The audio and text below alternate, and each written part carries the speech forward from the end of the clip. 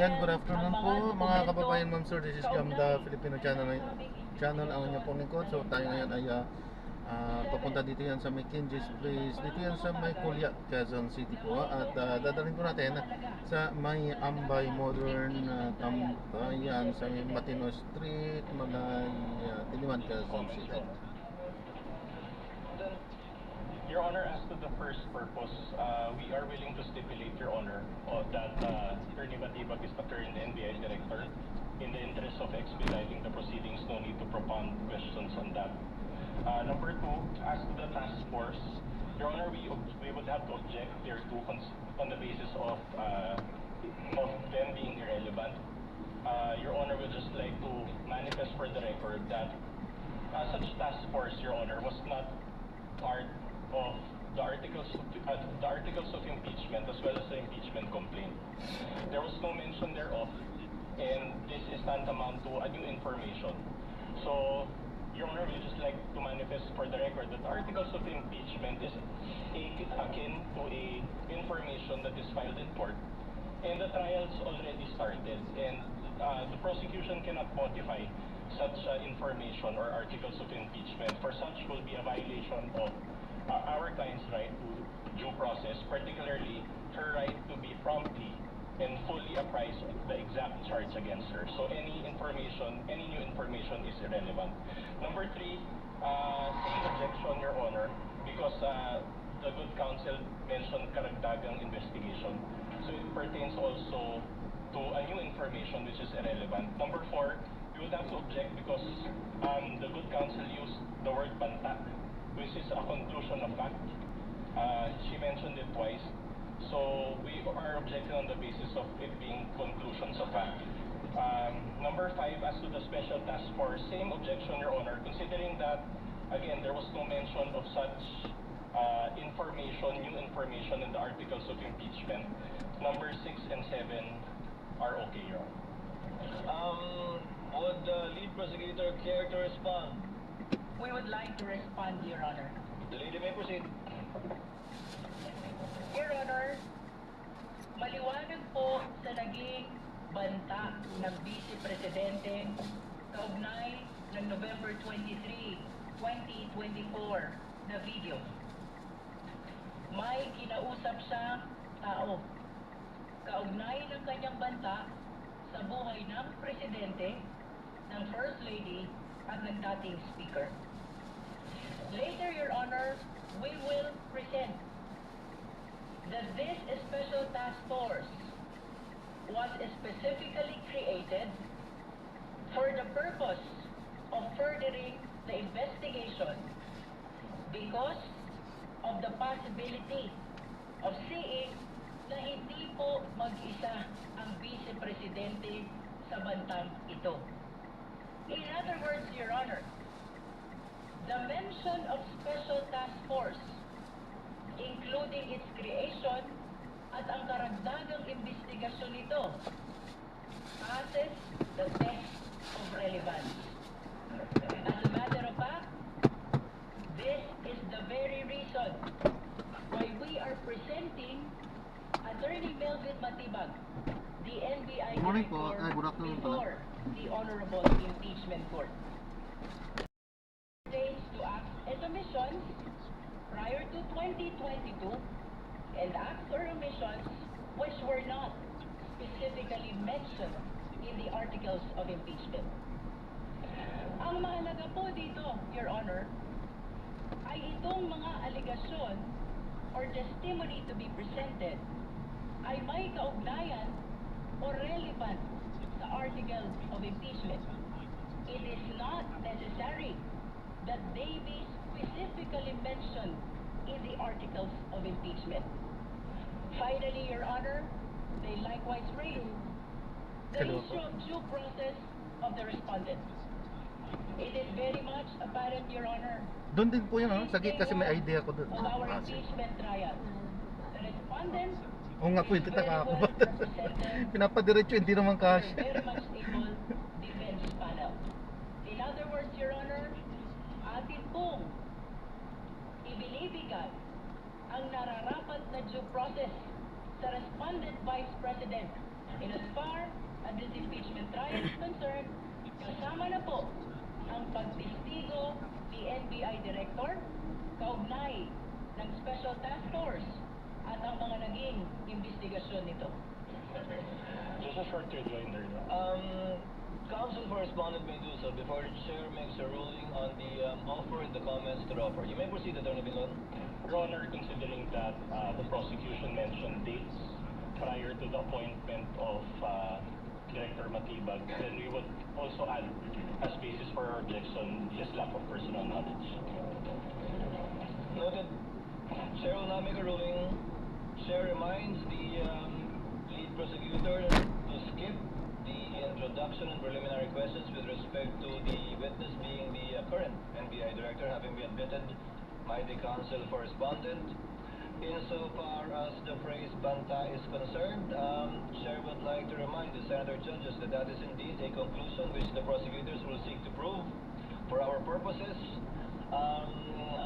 tawagin na lamang natin o ituring na lamang natin ang mga pahayag ang binitiwan ng ikalawang Pangulo. But lead prosecutor, kindly let the witness testify and characterize it as such if he will, but it should come from the witness and not from any of the counsel for the parties. As to the task force was Copy ng formed on license ko po. April 16, 2026, after the Thank you. impeachment complaints have been filed. Although the impeachment complaint was filed before the Senate in May, the impeachment complaints were already filed prior to the formation of the task force. And as a last point, this if at all would show persistence, absence or lack of it, which is an element of the crime of grave threats which the prosecution is seeking to prove. Again, not through their statements, but through the witnesses they will be presenting in the person today of Director Matibag. The chair will therefore allow the testimony, and the counsel for the respondent may object at any time with respect to the points you raised. The chair will rule each time an objection is raised regarding that matter without prejudice. I'm already seeing what Attorney Vilon will do because it's using for the mic. Without prejudice to the counsel, of course, making a continuing objection with respect to his observations to the offer, so that we would abbreviate the proceedings and he won't need to object each time if at all it is brought up. Would that be correct, Attorney? Yes, Your Honor, we register continuing objection and everything subject to cross, Your Honor. Noted. The lead prosecutor may proceed. Your witness. Mr. Witness, pakisabi po ang inyong pangalan, edad, at iba pang pagkakakilanlan. Ako po ay si Attorney Melvin Matibag na kasalukuyang Director ng National Bureau of Investigation. Ang aming pong tanggapan ay may address na 9th floor Ilan Best Cyber Zone Building, Estado Macapagal, Pasay City. Nabanggit mo na ikaw ay isang abogado. Gaano ka na katagal sa nasabing profesyon? 29 years po. Saan ka nagtapos ng iyong abogasya? Sa Ateneo Law School po. Bago ang iyong abogasya, ano ang una mong inaral sa kolehiyo? Ako po ay nagtapos ng Bachelor of Arts, major in Philosophy sa University of Santo Tomas. Pagkatapos naman ng abogasya, Mr. Witness, ano ang iyong inaral kung mayroon man? Nag-aral po ako ng Masters of Law, major in Corporate and Finance Law sa Wayne State University, Detroit, Michigan, USA po. You are here as NBI Director. Bago ka itinalaga bilang NBI Director, ano ang iyong mga naging trabaho kung mayroon man? Bago po ako itinalaga na NBI Director, kasalukuyan po ako naglilingkod bilang Dean Delegado ng Lyceum Alabang College of Law.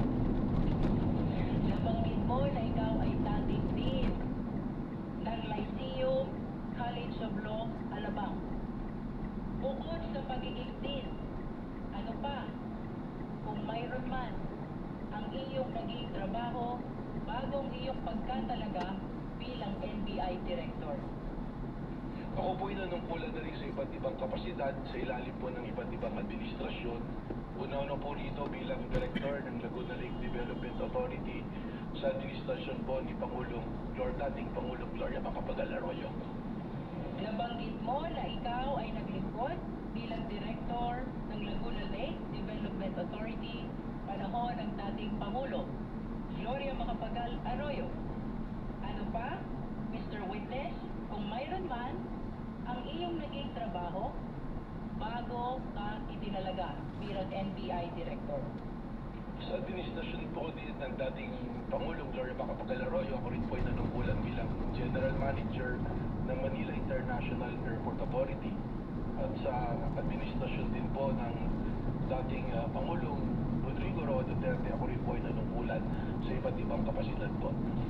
Nabanggit mo na sa ilalim ng administrasyon ni Pangulong Duterte, nanungkulan ka rin sa gobyerno.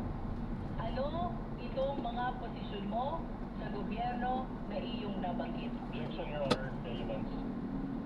Your Honor, may I Counsel, may I answer? respond? Counsel, may respond The rather. prosecution, Your Honor, is establishing the competence of the witness, the qualification as an official of the government. We are establishing, Your Honor, that he is loyal to his duty, regardless of the principal he is serving. Wind up with your preliminaries, counsel. Witness may answer. Objection overruled. Thank you, Your Honor. Ako po ay nanungkulan bilang Presidente at CEO ng National Transmission Corporation mula po noong January 2017 hanggang Marso 2022 at pagkatapos nun ako po ay tinalaga bilang Cabinet Secretary po ng dating Pangulong Rodrigo Roa Duterte. Kaugnay pa rin ang iyong pagiging NBI Director. Kailan ka itinalaga sa nasabing posisyon? Ako po ay nai-appoint noong pong February 20 ng kasalukuyang taon po. Mr. Witness, bilang NBI Director, ano ang iyong mga responsibilidad at kapangyarihan kung iyong nalalaman? Objection, Your Honor. We already stipulated on this matter. There's no need for the Director. Your Honor? Did you stipulate, counsel, as well as with the powers, responsibilities of We're willing to stipulate, Your Honor, as what the law provides.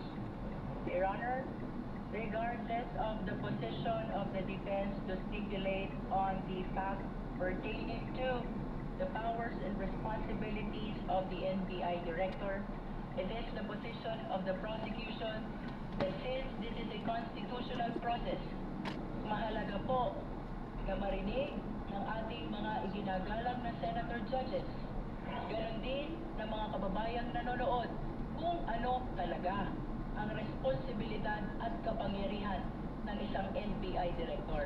Understood, counsel, but it has been stipulated already by counsel for the respondent. So kindly go straight to the matter at the soonest possible time. You're on a short leash with respect to the preliminaries on the qualifications of the witness.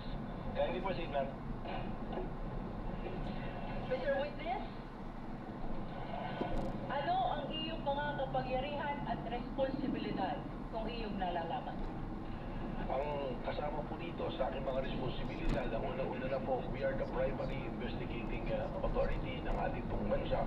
Kung kaya po, ito po ay aming mandato na mag-imbestiga sa anumang usapin o mga maaaring krimen na pumapasok sa amin. At kasama rin po dito ang pagbabalangkas ng mga polisiya at pagbubuo po ng mga units or division kung kinakailangan at ang pagmamaris din po administratively po ng aming opisina. Sa mga kapangyarihan at responsibilidad na iyong binanggit, ano ang araw-araw mong ginagampanan, kung mayroon man, at kung iyong nalalaman? Ang araw-araw pong pagbabantay at pakikipag-ugnayan sa aming mga ahente dahil po sa araw-araw namin pag-iimbestiga ng iba't iba pong usapin na pumapasok po sa aming ahensya.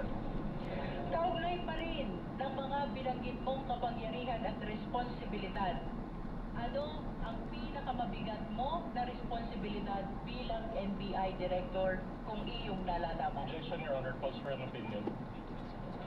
Witness may answer. I think witness is competent enough to answer that question. Thank you, Mr. Presiding Officer. Ang amin pong, hindi lamang po bilang primary investigating agency, kundi ang amin pong primerong ginagawa ay ang pagbabantay para po sa ating mga taong bayan. At bantayan din po ng ating konstitusyon ay may patupad at siguraduhin na hindi po nagkakaroon ng kaguluhan at ligali para ito po ay puksain, habulin at amin pong yung kinakailangan ay kasuhan ang mga taong lumalabag po sa aming pong mandatong binabantayan. Chair would like to remind the lead prosecutor to go into the meat of our direct examination already. I think we've heard enough of the preliminaries insofar as Director Matibag is concerned. Thank you, Proceed, President. Your Honor. Mr. Witness, naririto ka upang tumintigo sa impeachment trial na ito. Ano ang pagkakakilanlan ng respondent sa impeachment trial na ito kung iyong nalalaman? Malinaw naman po na ang nasasaktan po sa impeachment trial na ito ay ang ating pong Vice Presidente na si Vice President Sara Duterte. Bukod sa ang respondent ay ang Vice Presidente, ano pa kung mayroon man ang pagkakakilanlan ng respondent sa impeachment trial na ito? Base po sa aking mandato bilang direktor nang ako po ay pumasok sa aming opisina, lahat po ng mga kasong nakabinbin at mga amin na naipasok sa Department of Justice ay aking pong niribisa at tiningnan upang akin po itong masubaybayan. At isa po sa mga kasong aking nakita rito, ang respondent po rito ay ang ating pong Vice Presidente, kung saan po siya ay kinasuhan ng aming Cybercrime Division ng grave threat at inciting to sedition na kasalukuyan po ngayong nakabinbin sa Department of Justice. Nabanggit mo na ang respondent ay may kasong grave threat at inciting to sedition sa DOJ. Mr. Witness, ano pa kung mayroon man ang pagkakakilanlan ng respondent sa impeachment trial na ito? Ang ating pong Vice Presidente kasalukuyang ating pong subject sa ating continuing investigation dun po sa pagbabanta at plano na pagpatay po sa ating Pangulo, sa First Lady at sa dati pong Speaker of the House. Mr. Witness, may binanggit ka na continuing investigation ng NBI. Ano ang iyong ginawa kung mayroon man kaugnay ng ongoing investigation ng NBI na iyong binanggit? Tayo po ay nagtatak ng tinatawag ko na Special Task Force po sa pamamagitan ng pag-create po ng isang administrative order kung saan bumalangkas po tayo ng mga miyembro ng aming pong opisina para sila po ang pagtuloy ng investigasyon na ito at pag-monitor po na mga kailangang gawin. Kaugnay pa rin ng binanggit mong Special Task Force. Ano ang kahalagahan nito sa investigasyon na ginagawa ng National Bureau of Investigation? Napakaalaga po para sa amin sapagkat from our law enforcement perspective, ang ginawa pong banta ng Vice Presidente ay tinatrato na namin hindi banta kundi isang plano para po sa pagpatay sa ating Pangulo.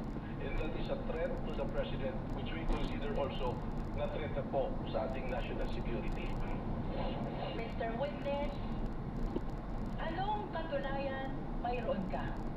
Kaugnay ng iyong binanggit na binuong Special Task Force upang mag-imbestiga sa lahat ng banta sa buhay ng Presidente, kasama na ang pagbabanta ng Vice Presidente. Meron po akong inisyu na Administrative Order number 11 noong April 16 ng kasalukuyang taon po. At kung ipapakita sa iyo ang kopya ng Administrative Order number 11, ito ba ay makikilala mo? Ito na naman sasakyan. Ito po, ingat po, God bless po. Your Honor, may we request that AO number 11, previously marked as Exhibit P429, be flashed.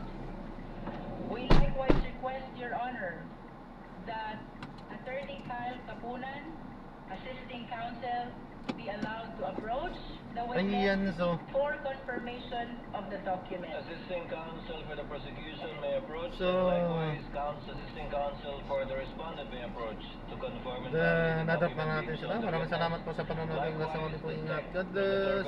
Paalam po muna tayo po at gagawa na po natin ng ibang video ang ating susunod na the document being referred to by the lead prosecutor, Paalam the po. Honorable Luis Chong.